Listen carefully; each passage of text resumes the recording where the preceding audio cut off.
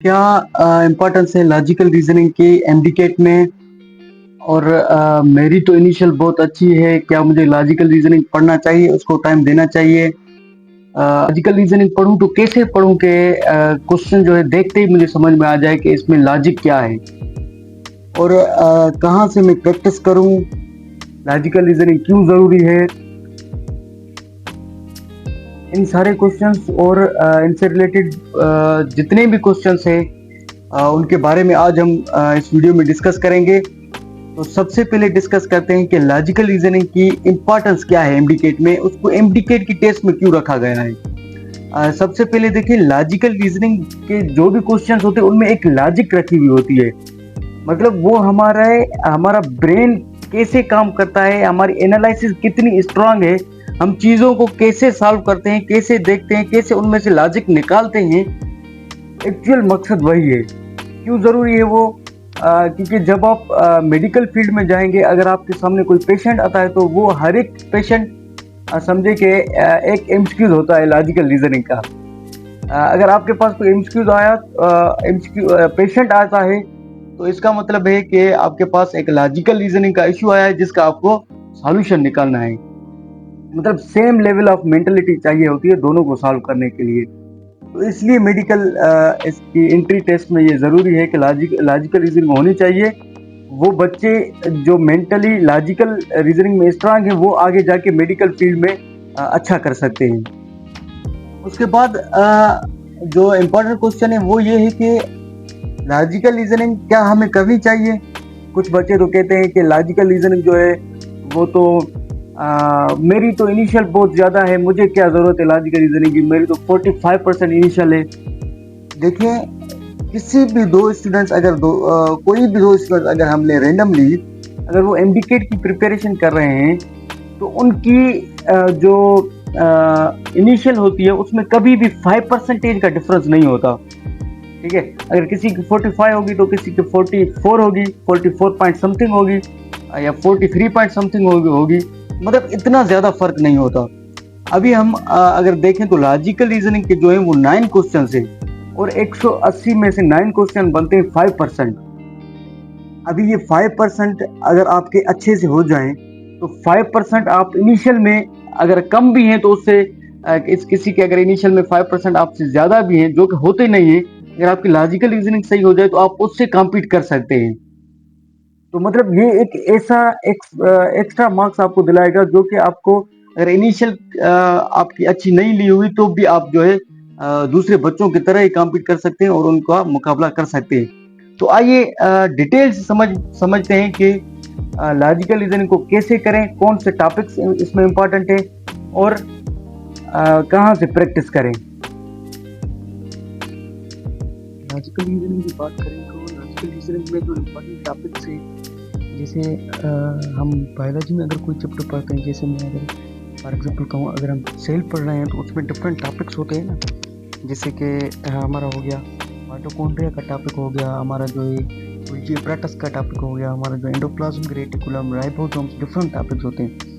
तो logical reasoning हम अगर पढ़ते हैं तो उसको डिवाइड करें। लॉजिकल रीजनिंग खुद से क्या है कि किसी एमसीक्यूज कोई अगर प्रॉब्लम दिया हुआ है तो उसका खुद से सोच के उसका रीजन देना, उसका लॉजिक देना। ठीक है, अभी अगर हम इसको जितना सब टॉपिक्स के हिसाब से पढ़ेंगे, टॉपिक्स के हिसाब से पढ़ेंगे तो हमें ज़्यादा चीज़ें जो है ना मैनर्ड तरीके से समझ में आएगी, अच्छे तरीके से समझ में आएगी और हम अच्छे तरीके से परफॉर्म कर सकेंगे। तो सबसे पहले जो एमसीक्यूज आ सकते हैं जिस टॉपिक से, वो है लेटर एंड सिंबल सीरीज, जो कि हम कह सकते हैं कि सबसे आसान जो है हमारा टॉपिक है लॉजिकल रीजनिंग का। उसके बाद जो है हमारा है लॉजिकल डिडक्शंस। अब लॉजिकल डिडक्शंस क्या है?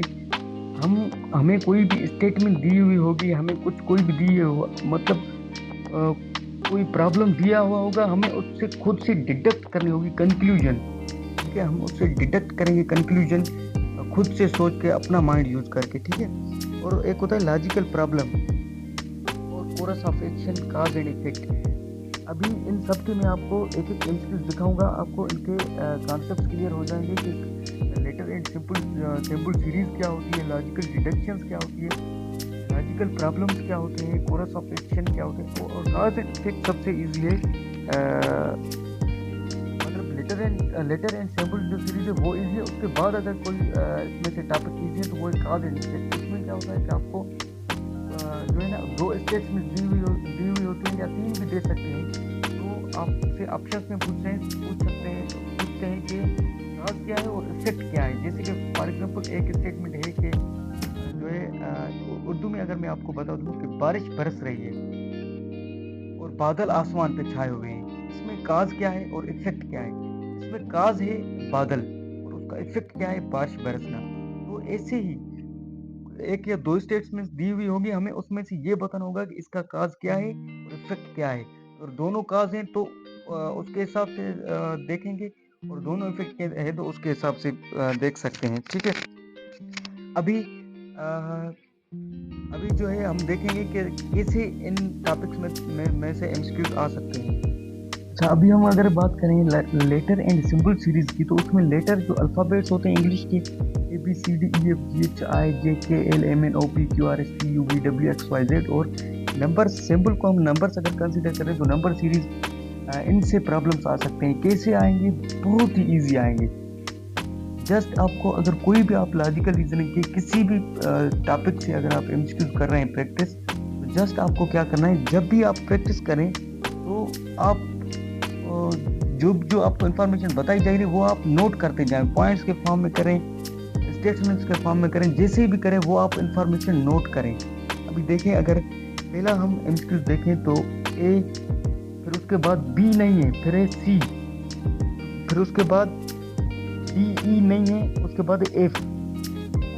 ठीक है, अभी क्या हुआ, सीरीज कैसे चल रही है, इसके बाद एक लेटर मिसिंग है, इसके बाद 2 लेटर मिसिंग है। अभी अगर हम आगे से देखें तो ABCDEFGHI कितने लेटर मिसिंग है? 3। आई JKLMN कितने लेटर मिसिंग है? 4।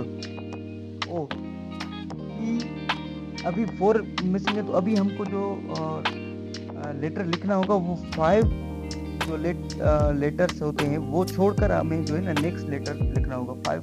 अगर हम काउंट करें तो जो हमको जो है 5 लेटर छोड़ के जो है ना हमारा जो है ना आंसर आ जाएगा। अगर हम ओ के बाद देखें तो PQRST, अगर हम ये 5 छोड़कर लिखें तो क्या आएगा? U आएगा। तो हमारा सिंपली आंसर क्या हो जाएगा? U हो जाएगा। सिंपल ऐसे क्वेश्चंस आते हैं लेटर एंड सिंबल सीरीज से। जो सीरीज होती है उसमें हमें लॉजिक ढूंढना होता है कि 2 छोड़कर बता रहा है, 3 छोड़कर बता रहा है, या कोई और लॉजिक यूज कर रहा है। वो तभी होगा जब आप ऐसे लिखेंगे, पहले और दूसरे में क्या फर्क है, दूसरे और तीसरे में क्या फर्क है। I hope it is visible now. तीसरे और चौथे में क्या फर्क है, चौथे और पांचवे में क्या फर्क है। ये जब आप हर एक में फर्क देखेंगे ना तो आपको कोई ना कोई कॉमन डिफरेंस मिलेगा। जब आपको कॉमन डिफरेंस मिलेगा तो उसके हिसाब से आप अपना आंसर चूज कर सकते हैं। अभी जैसे कि हमारे सामने है लॉजिकल डिडक्शंस का, हमें कुछ एक स्टेटमेंट्स दी हुई है कि ऑल रोजेज आर फ्लावर्स। जितने भी रोजेज हैं, ये आप लिख लें, जितने भी रोजेज हैं ना, जितने रोजेज हैं वो क्या है? सारे के सारे फ्लावर्स हैं। ये तो बिल्कुल ठीक बात है, रोजेज फ्लावर्स ही होंगे। सम फ्लावर्स फेड क्विकली, कुछ फ्लावर्स जो हैं वो क्विकली फेड कर जाते हैं। ओके, ये हमें स्टेटमेंट सिंपल दी हुई है। हमें अब इसमें से डिटेक्ट करना है कि कौन सा ऑप्शन सही हो सकता है। अभी ऑप्शन ए है सम रोजेज फेड क्विकली, मतलब रोज के बारे में तो ऐसी कोई बात की नहीं हुई, तो जो है फेड क्विकली होते हैं। सम फ्लावर्स फेड क्विकली, अभी हम देखेंगे सारे फ्लावर्स रोजेज तो नहीं होते ना, कुछ फ्लावर्स जो है फेड क्विकली कर सकते हैं, मगर सम रोजेज फेड क्विकली हमें कोई ऐसा बताया नहीं गया स्टेटमेंट में। ऑल फ्लावर्स आर रोजेज, ये स्टेटमेंट आपको सही लगती है? बिल्कुल भी नहीं। All roses are flowers, but all flowers are not roses. Flower मुख्तलिफ डिफरेंट टाइप्स के हो सकते हैं। Some flowers are not roses, कुछ फ्लावर रोजेज नहीं है।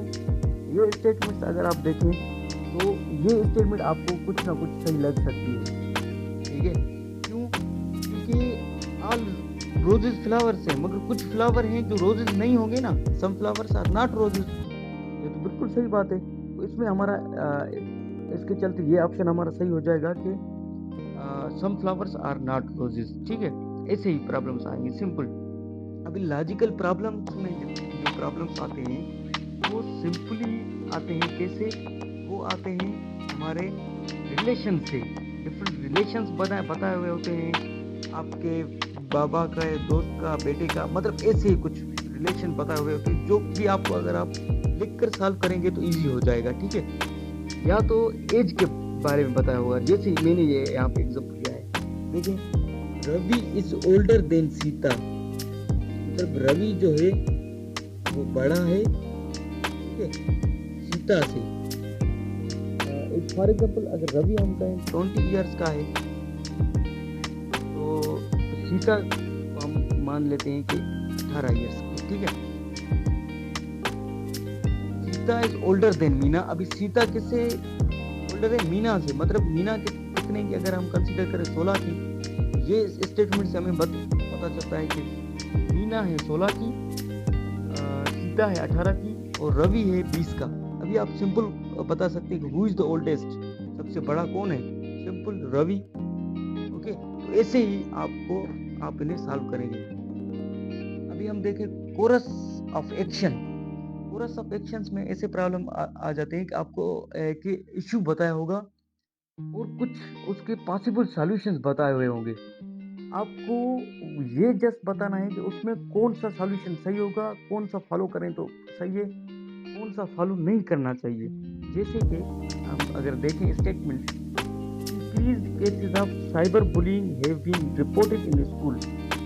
साइबर बुलिंग क्या है कि जो इंटरनेट को हम हैक करते हैं उसको हम साइबर बुलिंग कहते हैं। ये स्कूल्स में बढ़ गई है हैक करने की, क्योंकि एक उसका सॉल्यूशन ये बताया गया है कि introduce strict regulation in monitoring for students internet use. मतलब स्टूडेंट जो इंटरनेट यूज कर रहे हैं उसके लिए स्ट्रिक्ट रूल्स एंड रेगुलेशन बनाई जाए, या उसके लिए मॉनिटर करने के लिए कुछ लोग रखे जाए जो उसको मॉनिटर करें, देखें कि इसमें क्या यूज कर रहे हैं, कैसे यूज कर रहे हैं, कैसे इंटरनेट को अपने फायदे के लिए यूज कर रहे हैं या नुकसान कर रहे हैं। दूसरा सॉल्यूशन जो बताया वो है ban internet access in schools completely. तो अगर आप देखें तो कौन सा सही ऑप्शन होगा कि ओनली वन फॉलो। क्यों वन फॉलो?